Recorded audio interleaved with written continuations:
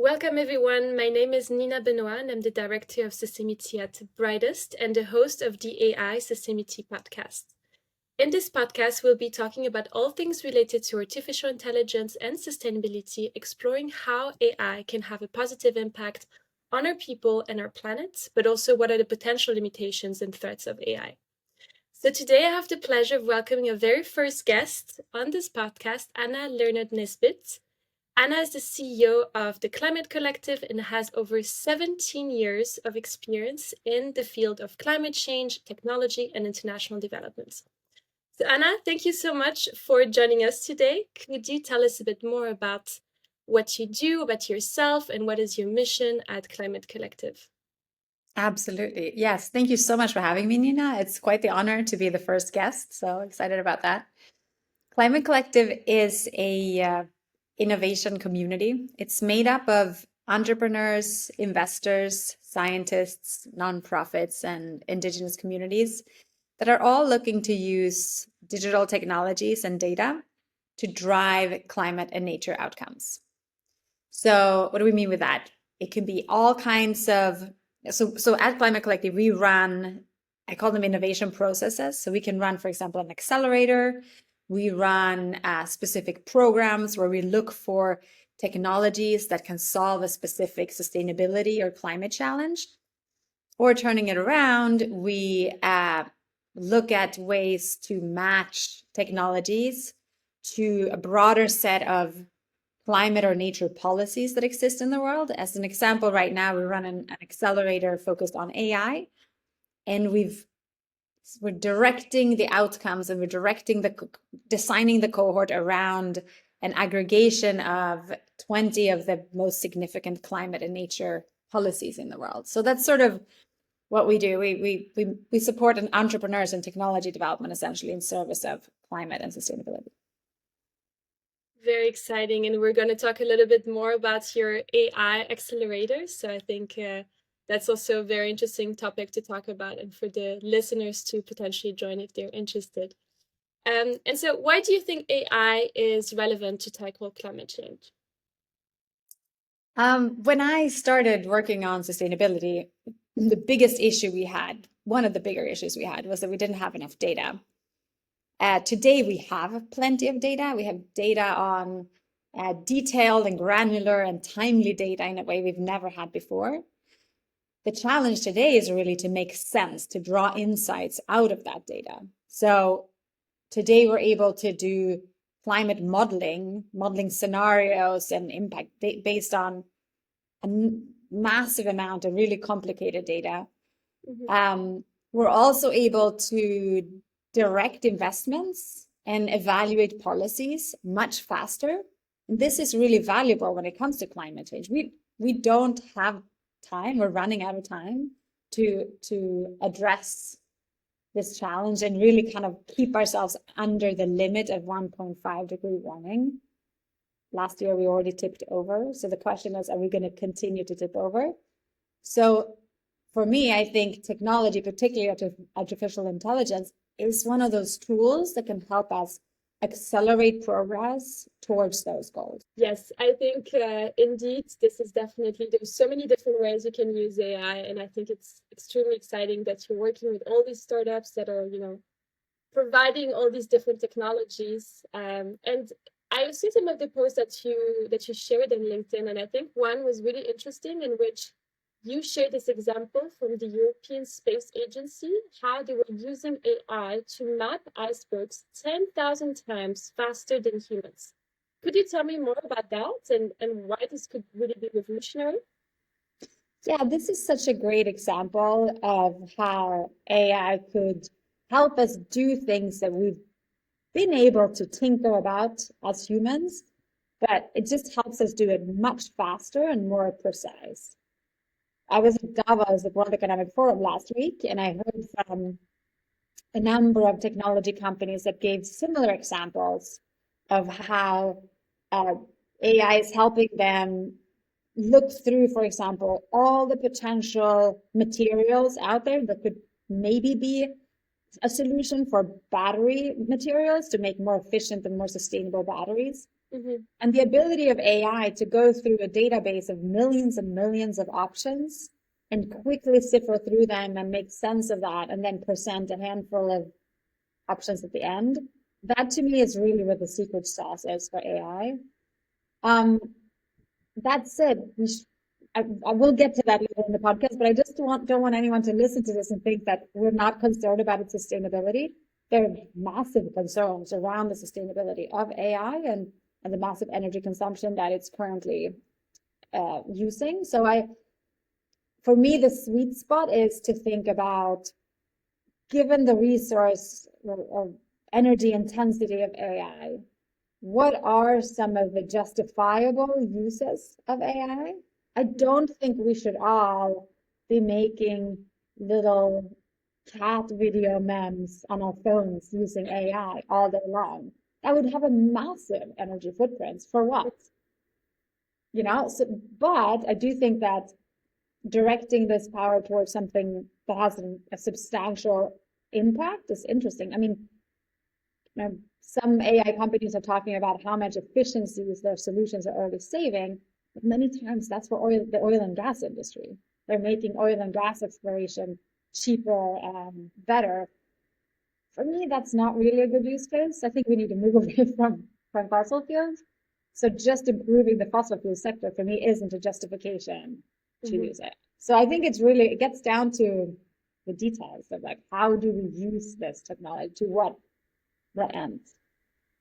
Absolutely. And I think it's a very good point that you're raising, and this is something that we hear often is like, okay, where do you find the sweet spot when you use AI, right? But I think there's so many examples of startups that are using AI for good, or even bigger companies like Google. I think you also pointed out this example, right, in one of your posts of Google using AI to optimize routes, and the impact it has is far outweighs the negative environmental impact of AI in that case. So I think Yeah, I it think has. Kate Brand said something like the routing, eco-friendly routing options on Google Maps have saved the equivalent of 650,000 cars off the Mhm. roads. I mean, that's massive, right? That's a substantial contribution.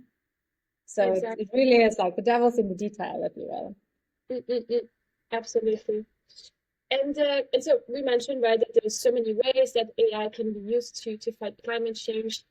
So, for instance, there is this one, right, optimizing routes or optimizing agricultural practices, tracking greenhouse gas emissions. Which of these do you think can really have the biggest impact, the biggest potential to drive future impacts? Um, I think one point that I should make before I give some suggestions is uh, for a company that isn't AI native, or say for a non AI or tech company, making deriving value and making sense and implementing AI across their organization is not going to be easy.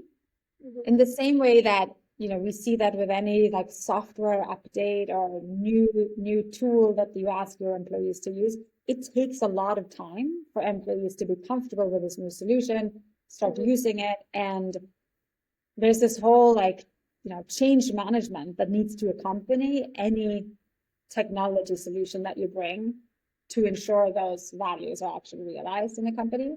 The Mm-hmm. same obviously goes for nonprofits. I worked a lot with supporting nonprofits adopting technology or embedding new technologies in their operations.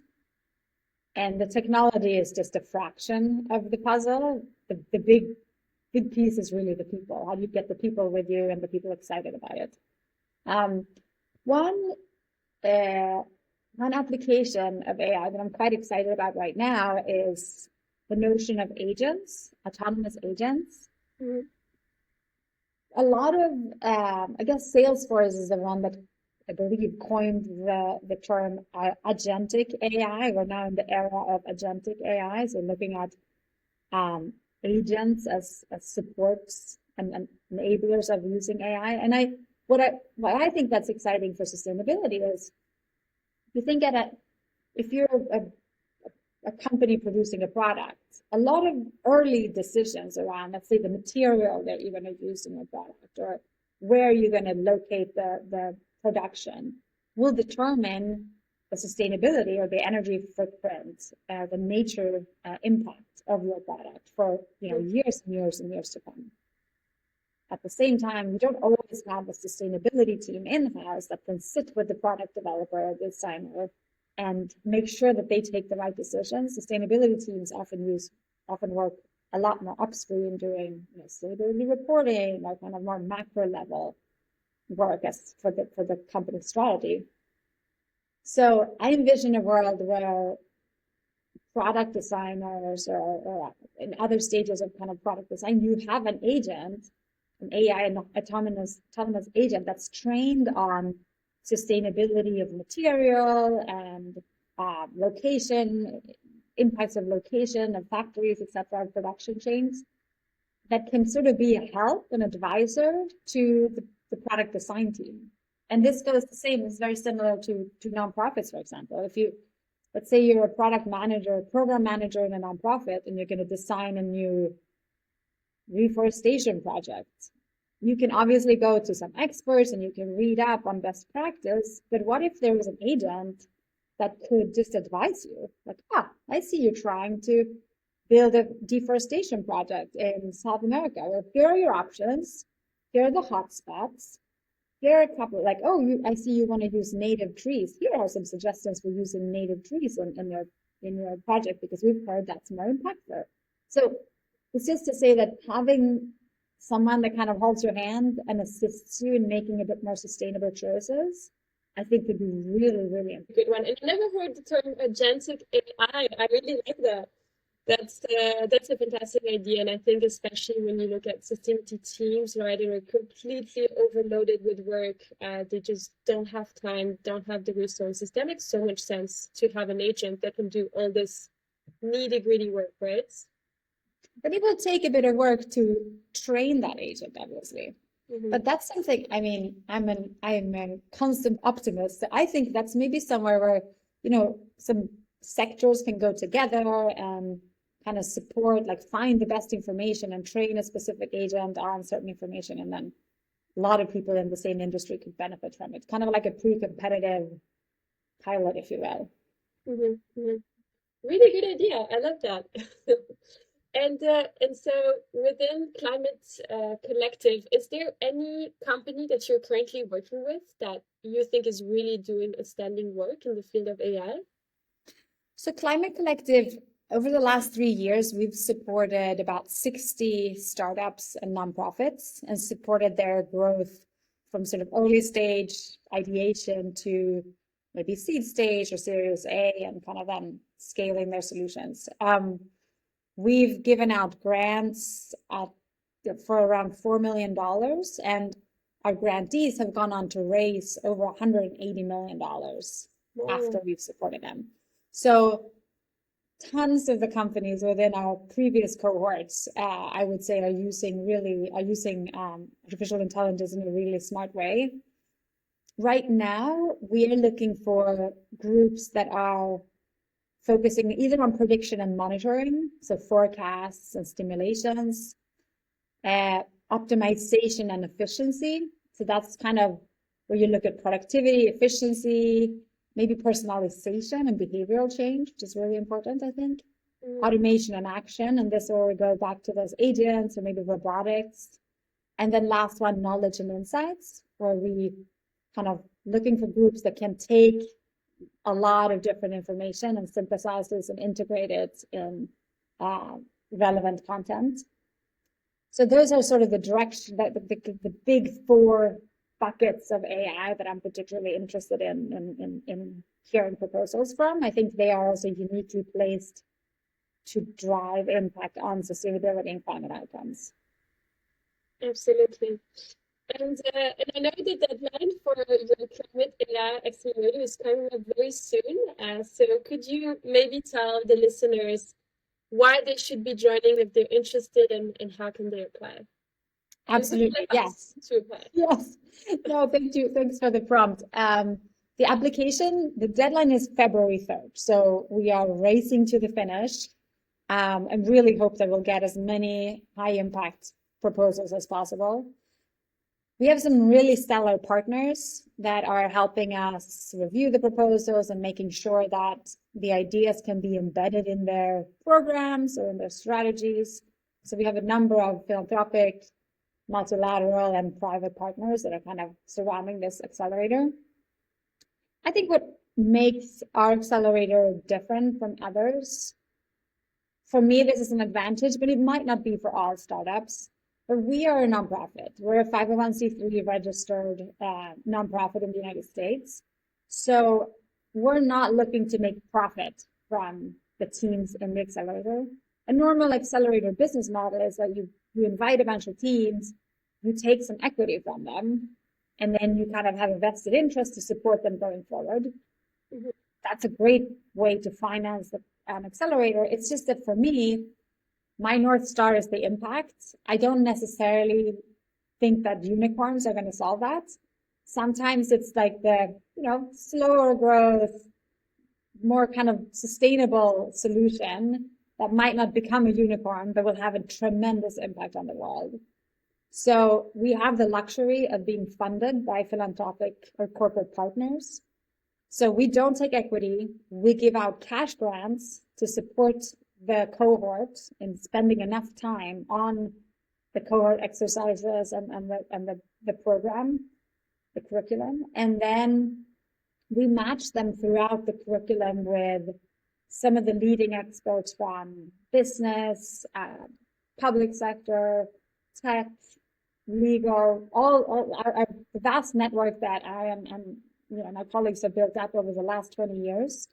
We will match these startups with to make sure that they are building their own sort of sphere of influence, and they're starting to establish a number of influential mentors and coaches that can support them along their journey. So I would say if you think that your solution is really impactful for the world, for climate and nature outcomes, but you're not you don't fit the normal VC funding model where, you need to go really quick to scale and acquire customers at the cost of maybe sometimes the bigger picture, then we might just be the right accelerator for you. Using AI to solve like one environmental issue. So it could be, for instance, I don't know, to better map energy demand for renewable energy, let's say. What sort of minimum requirement do I have to be able to join the accelerator? Do I need to already have a business, or can it just be an idea? We've had some people with ideas that are really solid come to us and say, hey, I work at this company, but I've been tinkering with an idea that I'm really passionate about. I think it can make the world's difference. Could I still apply? And I think, if you only have an idea and don't really have a lot of traction or not a lot of evidence or content that you can support your idea with, it might be a stretch.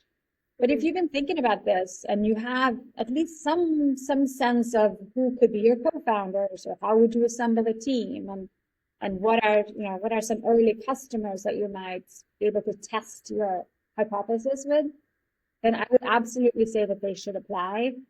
We've teamed up with a phenomenal guy called Peter. He's really a product market fit specialist. So the first couple of weeks of the accelerator will be focused on locking in product market fit for some of these groups. So I think it's totally possible to be there with an early stage idea if you're ready to sprint. Like, you want to make this the year where you launch your startup, come on over. If it's like a side project that you're kind of interested in, but you have a full-time job and you're not sure if you can balance your time, then it's probably not. I think we will see that in the application. So you had a good question as well. Where can I learn more?